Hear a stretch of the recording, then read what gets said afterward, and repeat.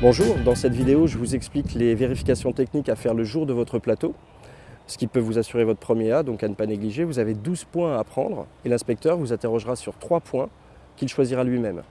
On va commencer par les commandes.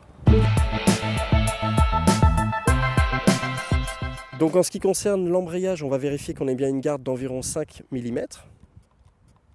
Ensuite on va vérifier en tirant sur le levier d'embrayage que le câble il est bien graissé et surtout pas pincé, pas effiloché, pas abîmé. En ce qui concerne l'accélérateur, on doit avoir un petit jeu latéral, un petit jeu en rotation qui permettent, quand on tire sur la poignée des gaz mais surtout qu'on la lâche, un retour instantané de celle-ci. En ce qui concerne le point moteur, on met le contact et on vérifie après allumage de la moto que le voyant d'alerte rouge ici ne reste pas allumé moteur tournant.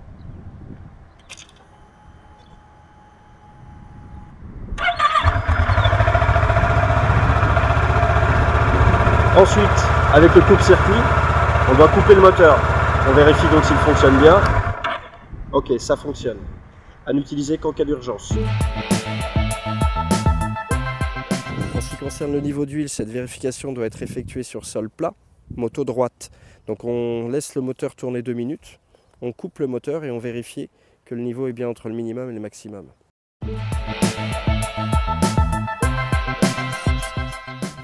Pour la transmission, on vérifie le bon graissage de la chaîne et la flèche, c'est-à-dire le débattement libre, à prendre à ce niveau-là, donc compris entre 25 et 35 mm. Donc vous mimez simplement le geste. Pour l'éclairage avant, on vérifie dans un premier temps que l'optique est propre et pas cassée.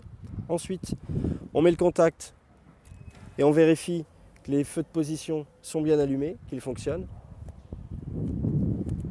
Ensuite, on démarre la machine et on vérifie que le feu de croisement fonctionne bien. C'est le cas. On allume les feux de route.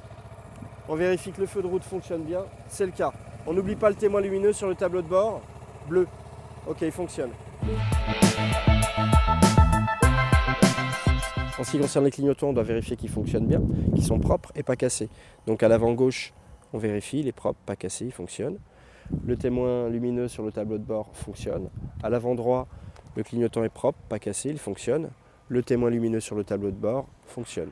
Et on fait la même chose à l'arrière, donc le clignotant arrière gauche est propre, bien fixé et fonctionne. Le clignotant arrière droit est propre, bien fixé et fonctionne bien. Pour la direction, on doit vérifier qu'il n'y ait pas de point dur en allant d'une butée à l'autre. Et pour réaliser cette vérification, il faudrait mettre la béquille centrale afin de délester la roue avant. Cependant, cette moto ne dispose pas de béquille centrale, mais je veux quand même vous montrer le geste à effectuer le jour de l'examen.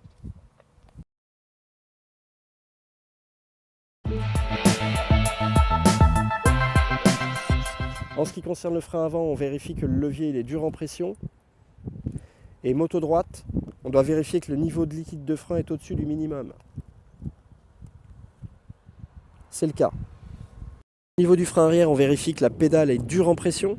Ensuite, moto droite, on vérifie au niveau du bocal qu'on est bien cette fois-ci entre le minimum et le maximum. C'est le cas.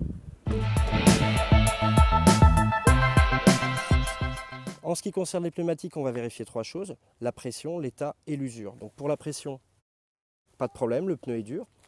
Pour l'usure, on voit bien que les sculptures sont bien profondes et que le témoin ici n'affleure pas. Et en ce qui concerne l'état, on vérifiera sur toute la bande de roulement, sur toute la circonférence du pneu qu'il n'y ait pas de corps étranger. On vérifiera aussi sur les 2 flancs, donc à droite et à gauche, qu'il n'y ait ni hernie ni coupure.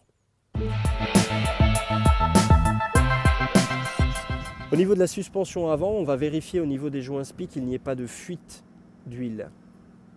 Pour la suspension arrière, on indique ici le point de réglage à l'inspecteur qui permet de régler l'amortisseur en fonction du poids sur la moto.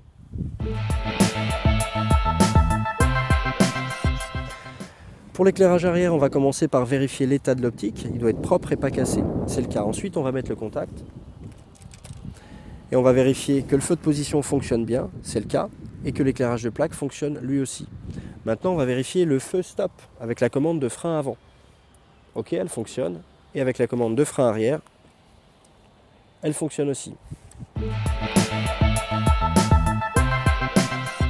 Donc en ce qui concerne les rétroviseurs, on doit vérifier qu'ils soient pas cassés, propres, bien réglés et bien fixés. Ensuite, on vérifie que le klaxon fonctionne. c'est le cas. Voilà. Cette vidéo est maintenant terminée, donc j'espère qu'elle vous sera utile pour réviser vos vérifications. Je vous dis à bientôt.